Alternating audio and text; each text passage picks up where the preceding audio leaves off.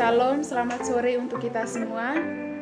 Baik, pada kesempatan ini saya akan menjelaskan materi ekonomi sumber daya manusia tentang sistem pengupahan.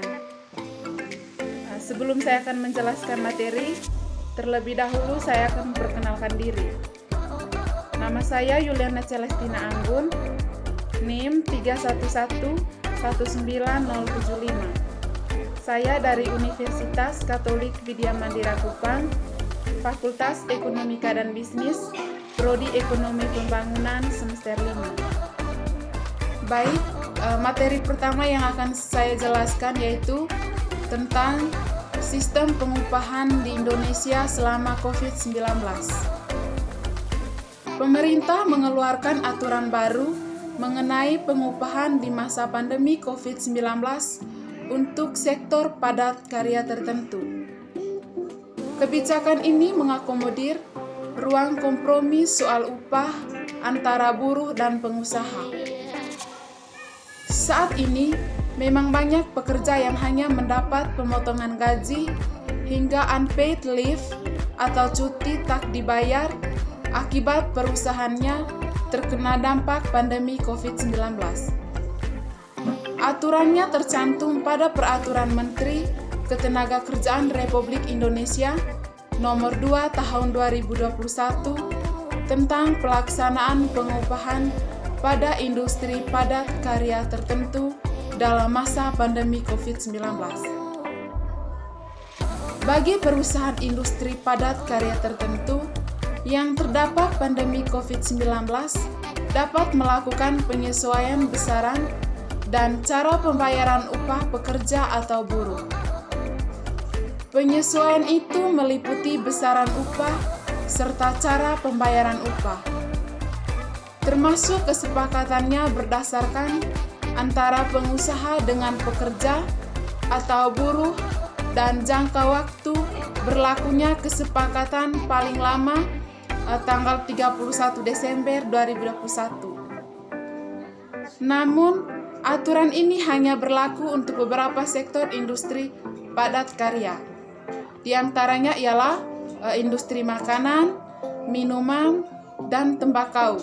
Adapun industri tekstil dan pakaian jadi, industri kulit dan barang kulit, industri alas kaki, dan industri mainan anak. Namun, perusahaan yang melakukan langkah ini juga tidak bisa sembarang, yakni syaratnya pekerja atau buruh yang bekerja paling sedikit 200 orang dan persentase biaya tenaga kerja dalam biaya produksi paling sedikit sebesar 15%. Peraturan Menteri ini bertujuan untuk memberikan perlindungan dan mempertahankan kelangsungan bekerja atau buruh serta menjaga kelangsungan usaha pada industri padat karya tertentu selama pemulihan ekonomi nasional pada masa pandemi COVID-19. Baik, yang berikut pengertian sistem pengupahan. Sistem upah merupakan kebijakan dan strategi yang menentukan kompensasi yang diterima pekerja. Kompensasi ini merupakan bayaran atau upah yang diterima oleh pekerja sebagai balas jasa atas hasil kerja mereka. Adapun pengertian upah menurut undang-undang adalah hak pekerja atau buruh yang diterima dan dinyatakan dalam bentuk uang sebagai imbalan dari pengusaha atau pemberi kerja kepada pekerja atau buruh yang ditetapkan dan dibayarkan menurut suatu perjanjian kerja, kesepakatan, atau peraturan perundang-undangan, termasuk tunjangan bagi pekerja atau buruh dan keluarganya atas suatu pekerja dan atau jasa yang telah dilakukan. Baik, aturan dalam undang-undang ini terdapat dalam Undang-Undang Nomor 13 Tahun 2003 tentang Ketenagakerjaan pada bab 1 pasal 1 ayat 30. Upah merupakan rangsangan penting bagi para karyawan dalam suatu perusahaan. Hal ini tidaklah berarti bahwa tingkat upahlah yang merupakan pendorong utama. Tingkat upah hanya merupakan dorongan utama hingga pada tarif di mana upah itu belum mencukupi kebutuhan hidup pada karyawan sepantasnya. Upah sebenarnya merupakan salah satu syarat perjanjian kerja yang diatur oleh pengusaha dan buruh atau karyawan serta pemerintah. Berikut macam-macam sistem pengupahan. Yang pertama, sistem upah menurut waktu. Besarnya sistem upah ini ditentukan berdasarkan waktu kerja karyawan, yaitu upah yang diberikan per jam, upah yang diberikan per hari, per minggu, dan upah yang diberikan per bulan. Dalam sistem upah menurut waktu, pembayaran upah dapat dilakukan dengan mudah. Selain itu, perhitungan upah ini juga tidak menyulitkan. Namun sayangnya, sistem upah menurut waktu ini, bila dilakukan secara murni, maka tidak akan ada perbedaan antara karyawan rajin dan karyawan yang tidak rajin, sehingga karyawan tidak memiliki dorongan untuk bekerja lebih baik lagi. Yang kedua, sistem upah menurut kesatuan hasil. Dalam sistem upah menurut kesatuan hasil ini, pada umumnya digunakan pada perusahaan industri. Untuk jumlah upah yang akan diterima oleh karyawan, tergantung pada jumlah produksi atau hasil yang dicapai oleh masing-masing karyawan. Oleh karena itu, karyawan yang semakin rajin untuk mencapai upah yang lebih tinggi. Namun, bila tidak dilakukan kontrol mutu yang ketat, maka akan menghasilkan mutu barang yang rendah.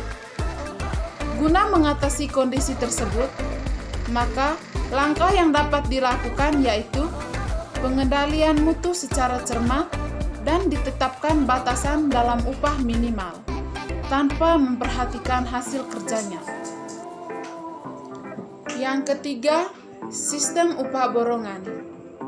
Dalam sistem upah borongan muncul disebabkan karena perusahaan tidak perlu menanggung risiko yang berkaitan dengan karyawan. Perusahaan juga tidak perlu menyeleksi dan mencari pekerja yang dibutuhkan. Yang keempat, sistem upah premi. Dalam sistem upah premi, yaitu disediakan upah tambahan atau premi bagi karyawan yang mampu bekerja lebih baik. Yang berikut, sistem upah indeks.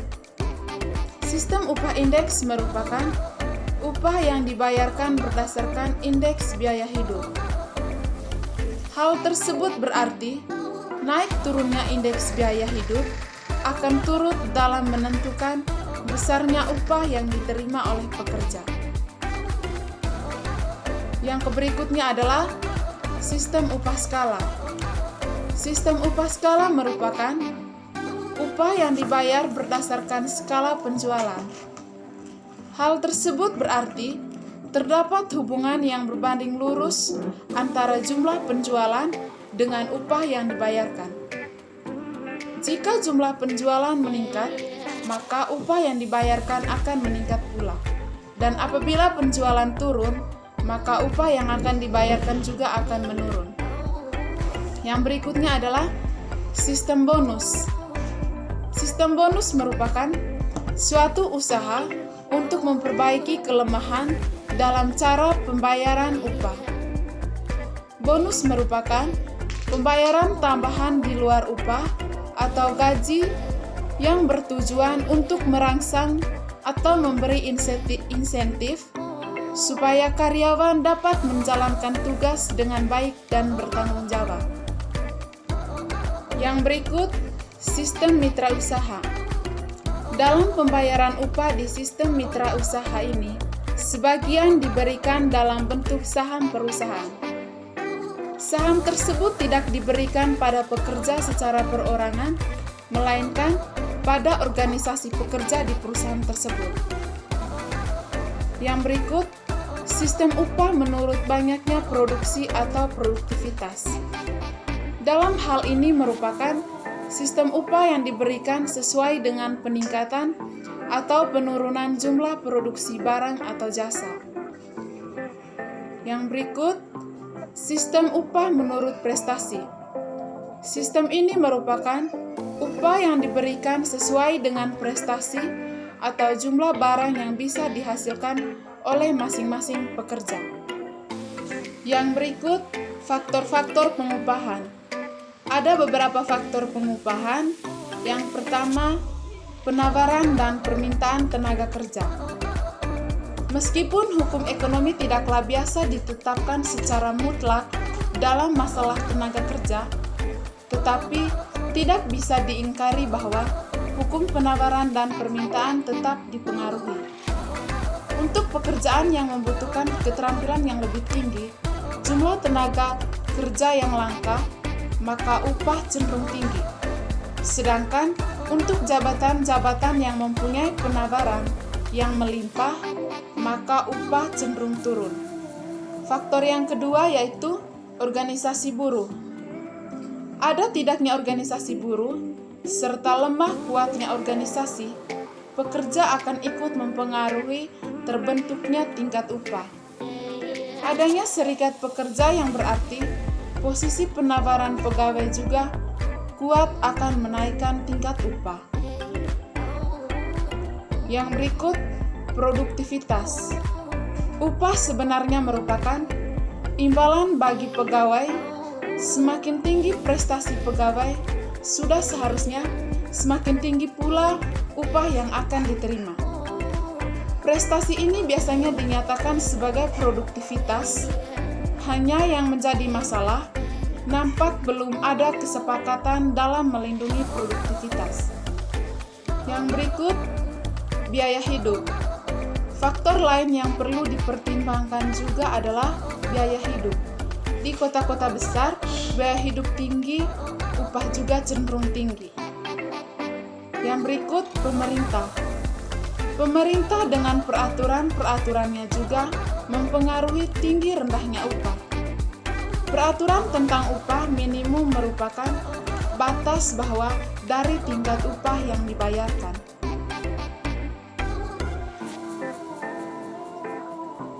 Yang berikut, teori-teori pengupahan. Teori pengupahan yang pertama adalah teori upah alami. Teori upah alami disebut juga teori upah normal. Upah alami adalah upah yang besarnya bergantung pada kekuatan permintaan dan penawaran tenaga kerja di pasar.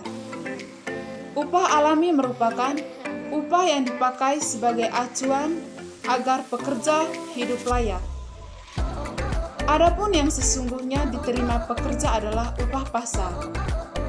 Bila upah pasar lebih tinggi dari upah alami, maka kemakmuran akan meningkat, sehingga angka perwakilan juga ikut meningkat. Yang kedua, teori upah besi. Upah besi merupakan upah yang diterima pekerja yang merupakan upah minimal, sehingga perusahaan dapat meraih laba yang sebesar-besarnya. Karena pekerjaan berada dalam posisi yang lemah, maka mereka tidak dapat berbuat apa-apa dan terpaksa menerima upah tersebut. Yang ketiga, teori upah produktivitas batas kerja. Tingkat upah memiliki kecenderungan sama dengan tingkat produktivitas tenaga kerja terakhir yang dibayar, yang disebut pekerja batas. Itu berarti upah yang diberikan kepada pekerja tidak dapat melebihi tingkat produktivitas batas kerja dari pekerja. Yang keempat, teori upah etika. Upah yang diberikan kepada pekerja seharusnya sepadan dengan beban pekerjaan yang telah dilakukan pekerja dan mampu membiayai pekerja sehingga hidup dengan layak.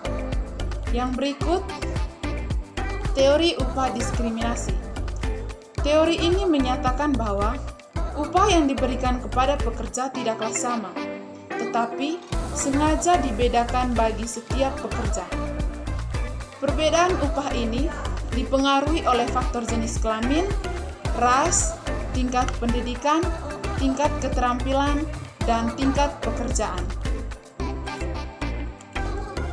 Baik, demikian saja materi mengenai sistem pengupahan yang dapat saya jelaskan atau dapat saya sampaikan. Semoga materi ini dapat bermanfaat bagi teman-teman sekalian. Salam dan terima kasih.